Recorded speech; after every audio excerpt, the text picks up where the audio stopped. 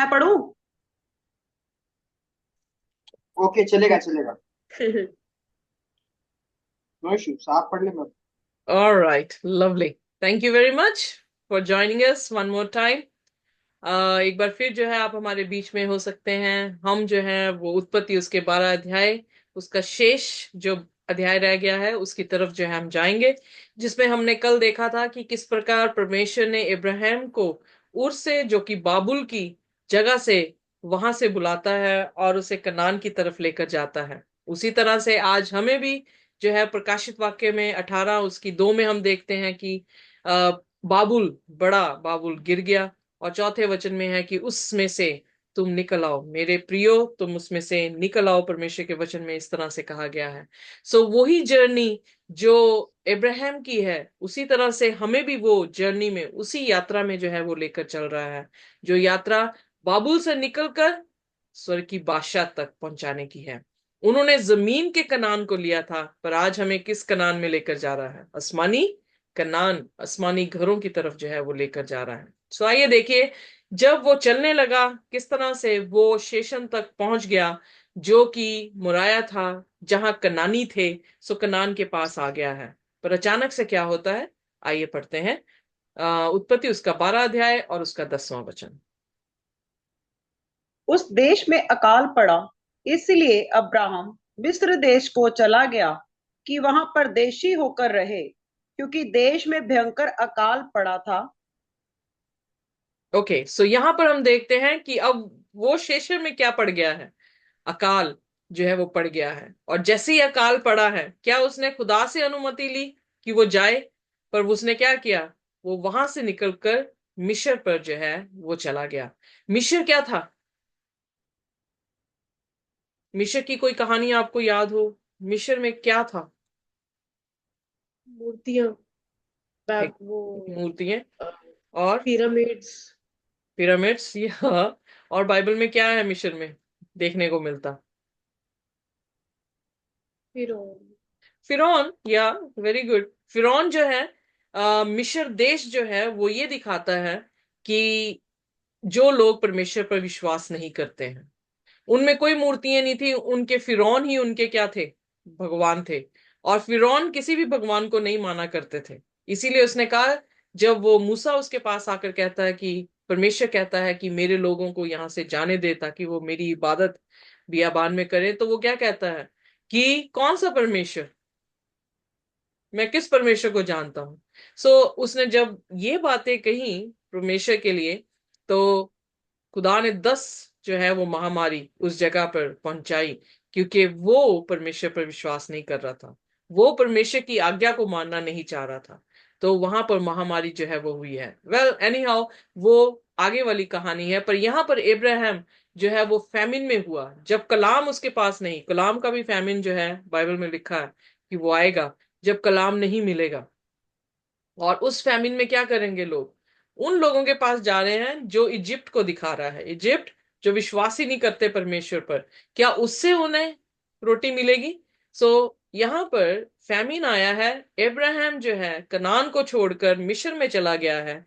और मिस्र में जो है इसलिए गया क्योंकि उसको रोटी जो है वहां पर नहीं मिली, क्योंकि उस धरती पर बहुत सारा जो है अकाल पड़ गया। फिर 11वें वचन में देखें क्या हुआ। जी। फिर ऐसा हुआ कि मिस्र के निकट पहुंचकर उसने अपनी पत्नी सारा से कहा, सुन, मुझे मालूम है कि तू एक सुंदर स्त्री है, और जब मिस्री तुझे देखेंगे तब कहेंगे यह उसकी पत्नी है, इसीलिए वे मुझको तो मार डालेंगे, पर तुझको जीती रख लेंगे। ओके, सो यहां पर क्या हुआ? भोजन खत्म हुआ, जा रहा है, अभी पहुंचने वाला है मिशन में, तो उसने अपने पत्नी से क्या कहा कि तू ये मत बताना कि मैं तेरा पति हूं। क्या ये सच था कि झूठ था? सच था। झूठ। झूठ था, पर आधा सच भी था, क्योंकि सराय जो थी वो उसकी क्या थी?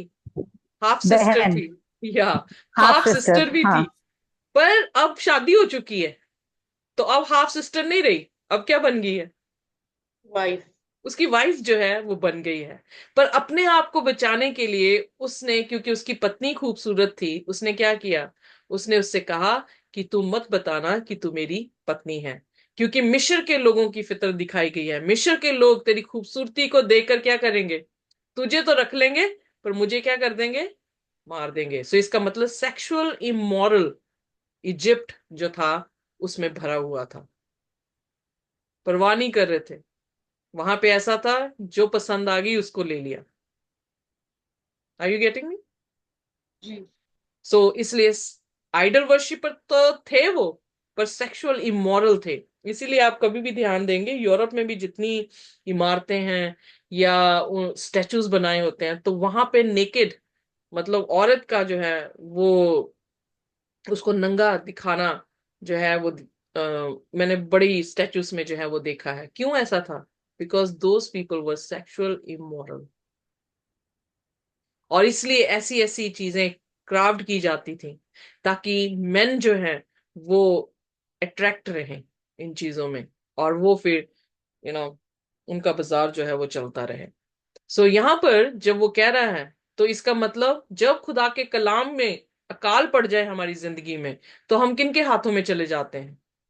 हम उन्हीं के हाथों में जाते हैं जो मूर्ति पूजक हैं, उन्हीं हाथों में जाते हैं जो व्यभिचार है। व्यभिचार किससे कर रहे हैं? आत्मिक रीति से देखें, व्यभिचार उनसे कर रहे हैं जिसका नाम परमेश्वर है।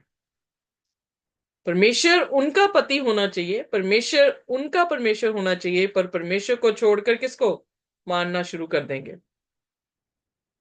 सो इसीलिए आइडल वर्शिप से और सेक्सुअल इमोरालिटी से परमेश्वर जो है वो बहुत घृणा करते हैं, क्योंकि दोनों ही जो है उसकी छवि को खत्म करते हैं।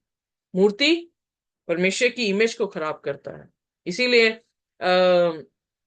If I am not mistaken, मोस के या हबक्कुक में इस तरह से लिखा है, I am sorry,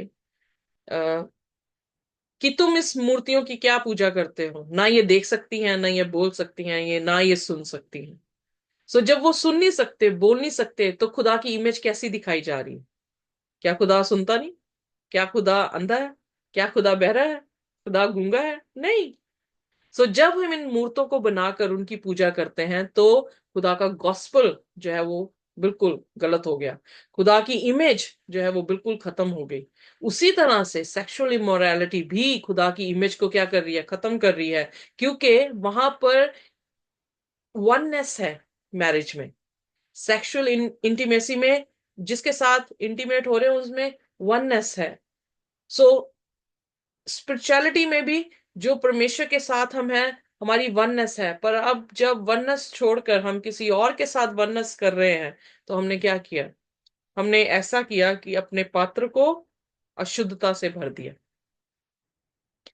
so exactly Abraham जो कि बाबुल से निकाला गया था, कहां पर आकर फंस गया? मिस्र में। तो क्या फर्क पड़ा?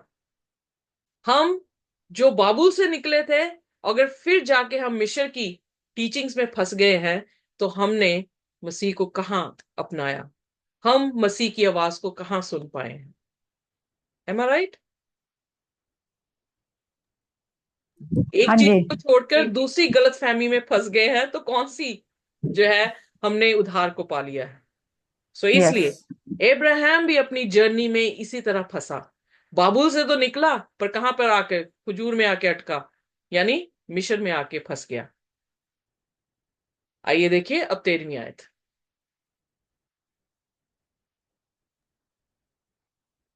अतः ये कहना, मैं उसकी बहन हूं, जिससे तेरे कारण मेरा कल्याण हो और मेरा प्राण तेरे कारण बचे। ओके, सो अपने आप को बचाने के लिए उसने जो है छवि चेंज कर दी। कई बार ऐसा होता है हमारी लाइफ में भी, हमारे जो है परिस्थितियों में, हम कभी ध्यान नहीं देते।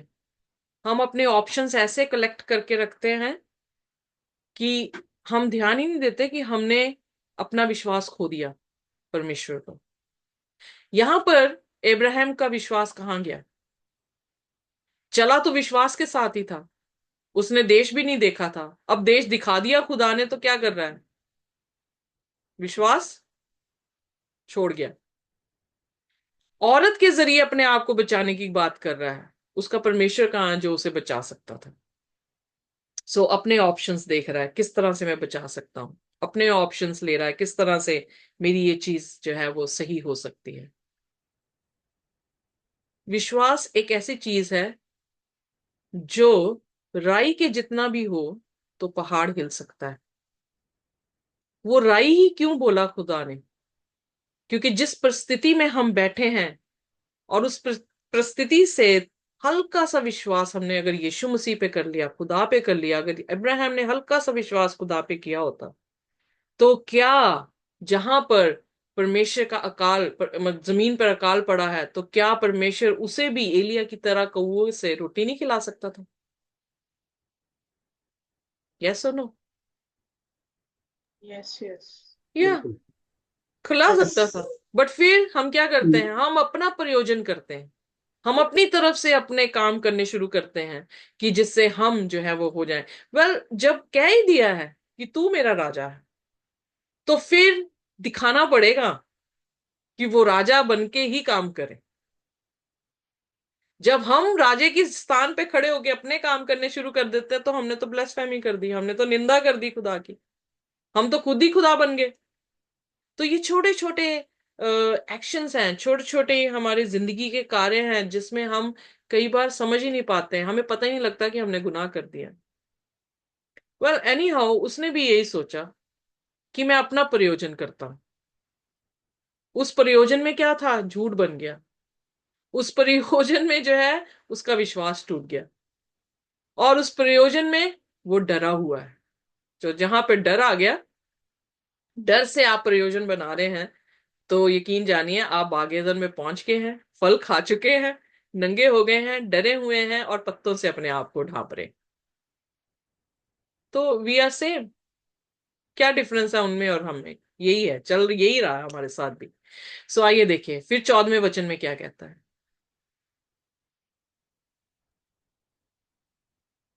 फिर ऐसा हुआ कि जब अब्राहम मिस्र में आया, तब मिस्रियों ने उसकी पत्नी को देखा कि वह अति सुंदर है, और फिरौन के हाकिमों ने उसको देखकर फिरौन के सामने उसकी प्रशंसा की, इसीलिए कि वह स्त्री फिरौन के घर में पहुंचाई गई।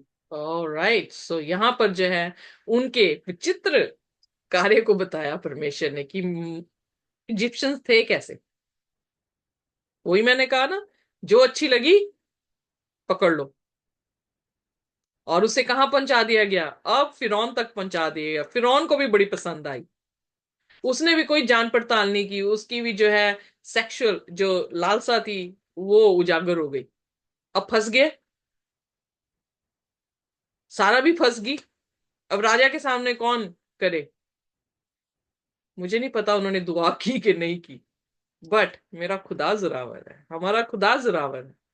और खुदा जो है हमें हर परिस्थितियों में, जहां हम खुद ही अपनी ही हरकतों से फंस जाते हैं, वहां से हमें छुड़ा लेता है। आमेन। हालेलुया, आमेन। आमेन। आमेन। आइए देखिए 15वीं आयत। 15वीं पढ़ ली हमने सिस्टर जी? जी जी।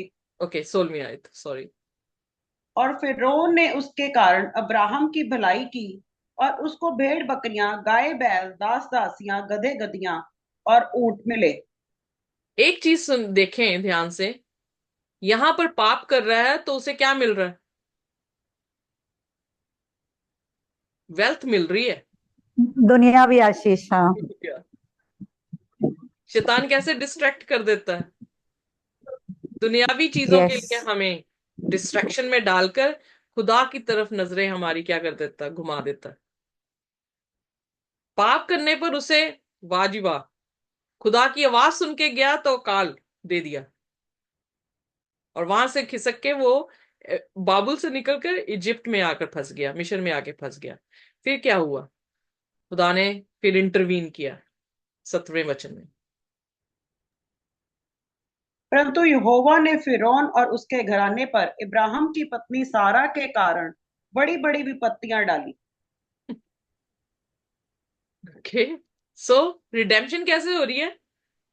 परमेश्वर क्या कर रहा है? विपत्तियां डाल रहा है। अंत के दिनों में आर्मेगेडन की जो बैटल है, उसमें जब खुदा के धर्मी जन के ऊपर पूरी दुनिया जब अपना क्या कहती है अटैक करने वाली होगी, तो डिलीवर कैसे करेगा खुदा? विपत्तियों से ही उन कर पे रहा है। विपत्तियां डाल, हाँ, विपत्तियां सातवीं डालकर। विपत्ति जो आई है, उस सातवीं महामारी में खुदा ने उनके पैरों से जमीन ही हिला दी। अर्थक्वेक। टापू अपनी जगह छोड़ गए, और जो माउंटेन्स हैं उनका पता ही नहीं लगा। सो कैसे रिडीम कर रहा अपने लोगों को अफ्लिक्ट करके? किनको? इसको, फिरौन को यहां पर, और वहां पर बाबुल को, और बाबुल के कंफ्यूजन के अधिकारियों को। सो यहां पर खुदा ने अफ्लिक्ट किया। और फिर 8वें वचन में, वेट फिर अ मिनट, फिरौन ने वेट अ मिनट सिस्टर जी, सारा इब्राहिम की पत्नी के कारण उसने किया। यीशु मसीह की ब्राइड कौन है? उसकी कलीसिया, चर्च। चर्च। तो अपने चर्च के लिए वो 7 प्लेग्स जो है वो किस पे डाल रहा है? फिरौन पे डाल रहा है, जो परमेश्वर पे विश्वास नहीं करे, अपने आप को परमेश्वर के स्थान पर बैठाया हुआ है। यही हमने पढ़ा था ना दानियल और प्रकाशित वाक्य में। वो हाँ जी। मार्क ऑफ द बीस्ट, उसने पोजीशन कौन सी ले रखी है? वो खुद ही खुदा बना हुआ है और अचंभे काम कर रहा है। सो यहां पर भी चर्च के लिए वो परमेश्वर उसके लिए खड़ा हो रहा है। चर्च के लिए यीशु मसीह घोड़े, सफेद घोड़े में अपनी आर्मी के साथ आ रहा है। यहां पर भी परमेश्वर सारा के लिए, यानी एक औरत कलीसिया को दिखा रहे। सो फिरौन के ऊपर उसने महामारी दी। फिरौन ने क्या किया? 18वें वचन में, तब फिरौन ने अब्राहम को बुलाकर कहा, तूने मेरे साथ ये क्या किया है? तूने मुझे क्यों नहीं बताया कि वह तेरी पत्नी है? कैसे पता लगा फिरौन को? जब विपत्तियां आई एग्जैक्टली। परमेश्वर की ओर से। जब परमेश्वर की ओर से आई तो क्या हुआ? उसका दिमाग सेंसेस में आया, आंखें खुल गई। आंखें उसकी खुल गई भी, कुछ मैंने गलत किया, यू नो। सो जब विपत्ति हमारे पर भी आती है तो वो क्या करती है? हमारी आंखें खोल देती हैं।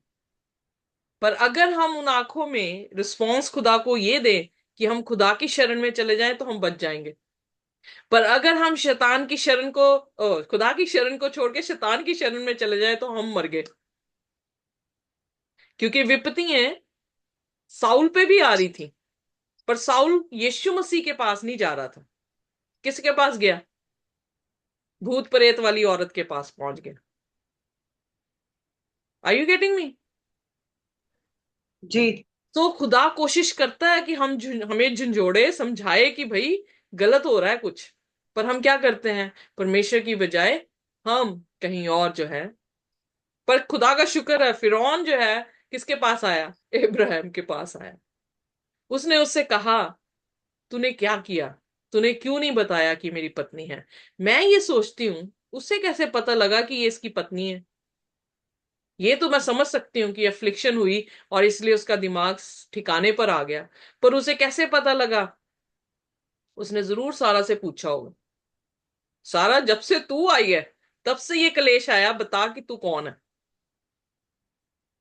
तो सारा ने बताया होगा, मैं इब्राहिम की, या इब्राहिम की जो वो पत्नी हूं। तो फिर 19 वचन में वो क्या कहता है? तूने क्यों कहा कि वह तेरी बहन है? मैंने उसे अपनी ही पत्नी बनाने के लिए, परंतु अब अपनी पत्नी को लेकर यहाँ से चला जा। सो कह रहा, क्यों कहा तूने मुझे कि ये तेरी बहन है? मैं इसे अपनी पत्नी बनाने पर था। एक और चीज सीखने को मिलती है, खुदा मैरिजेस को सेव करता है। हम चाहे कितने निकम्मे काम कर लें अपनी शादियों में, पर खुदा क्या करता है? यहां पर खुदा ने उसकी मैरिज को सेव कर लिया। उसको भी नहीं पाप करने दिया, फिरौन को भी, और इसको भी सेव कर लिया, सारा को। सो ही इज गॉड ऑलमाइटी, हमारा फादर है। एक फादर अपने घर को कैसे डिसिप्लिन में रखता है, वैसे ही कर रहा है। इंटरवीन करता है जहां पर हमारे से गलतियां होती हैं, हमें छोड़ता नहीं है। उसने कभी हमें छोड़ा नहीं, कभी हमें त्यागा नहीं, ना उसने हमें कभी अनाथ छोड़ा है। हम जब उसके नाम को लेते हैं, हमारे से गलतियां होती हैं, इब्राहिम से भी हुई, हमसे भी होती हैं। पर खुदा क्या करता है, हमारी गलतियों को राइट करने के लिए आ जाता है। आमेन। सो यहाँ पर आमेन, सो यहाँ पर जो है उसने कहा मैं इसे पत्नी बनाने पर था, तो अडल्ट्री हो जाती, और वो अपनी पत्नी कैसे दे देता?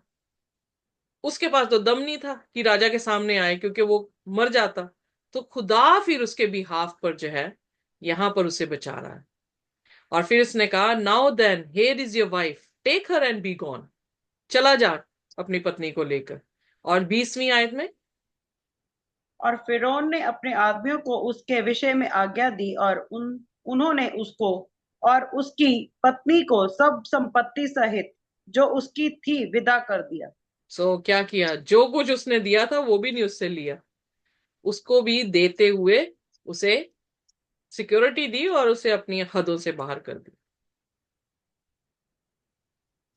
सो इब्राहिम जो है वो अपनी पूरी लाइफ में, कॉलिंग डिफरेंट है पर पूरी लाइफ में उस कॉलिंग को संपूर्ण करने में उसका निकल गया। क्योंकि वो कॉलिंग जैसे मूसा के टाइम पे था, 40 दिन का सफर था, 40 साल बना दिए उन्होंने। इब्राहिम कनान तक पहुंच कर फिर उसके बाद धक्के खाएगा। सो हम खुद ही धक्के खाते हैं। जिस कॉलिंग में हमें बुला लिया गया है, जब हम उस पर फोकस नहीं रखते हैं और हम चूक जाते हैं, तो समय लेता है, समय हमें लेना पड़ता है जिसमें हम उस कॉलिंग में परिपूर्ण हो जाएं। बट फैसला तो हमारे हाथ में है। अब दानियल भी तो 17 साल का था, वो भी उसी कॉलिंग में बुलाया गया था, पर 17 साल में परिपूर्ण हो गया। इब्राहिम जो है वो परिपूर्ण कितने में हुआ? जो वो 175 साल में बुलाया गया था, और 100 साल के बाद लगभग 117 साल में जो है वो परिपूर्ण हो रहा है, टेस्ट में पास हो गया। मूसा को जब हम देखते हैं, मूसा ने 80 साल लिए, उसके बाद वो मिस्र की गुलामी से उन्हें निकाल कर बाहर लेकर आया।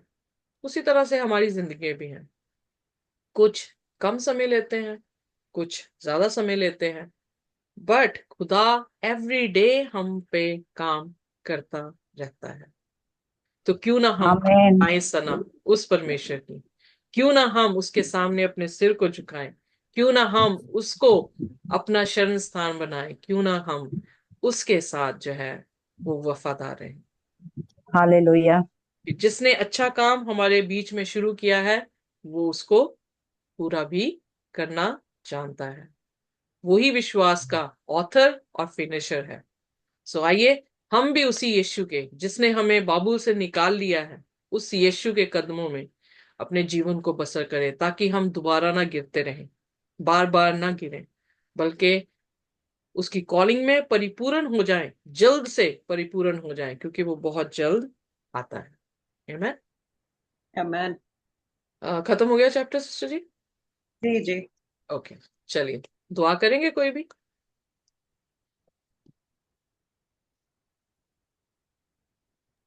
जी, आइए हम प्रार्थना करें। धन्यवाद धन्यवाद सुना के यहोवा खुदावंद बाप, आपका धन्यवाद देते हैं। खुदावंद बाप, आज वो दिन है जो यहोवा ने बनाया, उसमें बना दी तो हम मिट नहीं गए, क्योंकि यहोवा के मौकों का फल है कि कुछ कदम मेरे प्रति बुर बने के तो देर से शैमान है मेरे मन। यहोवा को धनी कर जो कुछ मुझ में वस्तु को नाम को देने के मेरे मन। यहोवा को धनी कर उसके किसी कार को नाम ले। खुदा तेरा धन्यवाद हो जब तू तेरे वचन के द्वारा बताता है खुदा कि तू एक प्रॉपर जस्ट परमेश्वर खुदाबंद बाप, और प्रॉपर जस्टिस गिवर लॉर्ड। खुदाबंद बाप, हम जानते हैं यहाँ पे झूठ कहा गया, परंतु खुदा तूने उससे भी खुदा कई सारी बातों को हमें सिखाया खुदा। यदि आज हमारा जीवन भी ऐसे है तो हम खुदा, क्योंकि उसे 3-5-6 के अनुसार जो कहता है कि तुम लिखा तो अपनी बुद्धि का सार ना लेना, समझ का सार ना लेना, बल्कि संपूर्ण मन से यहोवा ही पर भरोसा रखना, उसी को स्मरण करके सब काम करना, तब वो तेरे सीधा मार्ग निकालेगा खुदा। आज ये हम अपनी सोच से बचाव का अगर कारण अपने आप को ठहराते हैं खुदा, अपनी सोच से भी हम बचने की कोशिश करते हैं, तो हम जानते हैं वो हम नाश होने की ओर ले जाएंगे। पर खुदा, यदि आज हम अपने सोच को छोड़ के खुदा तेरी ओर निर्भर रहते हैं, तू हमें सफलता ही देता है। हमें बड़ा तेरा जिगले चला, और जैसे तू चाहता है हम इस्तेमाल में बस का सिस्टर को और हमें तेरी स्तुति प्रशंसा करने में बढ़ाते मैं जैसा भी चाहता है हमारे दिल में यीशु के नाम Amen. Amen. Thank you very Amen. much. परमेश्वर का अनुग्रह और उसकी शांति हमारे साथ इसी तरह से बनी रहे। Amen.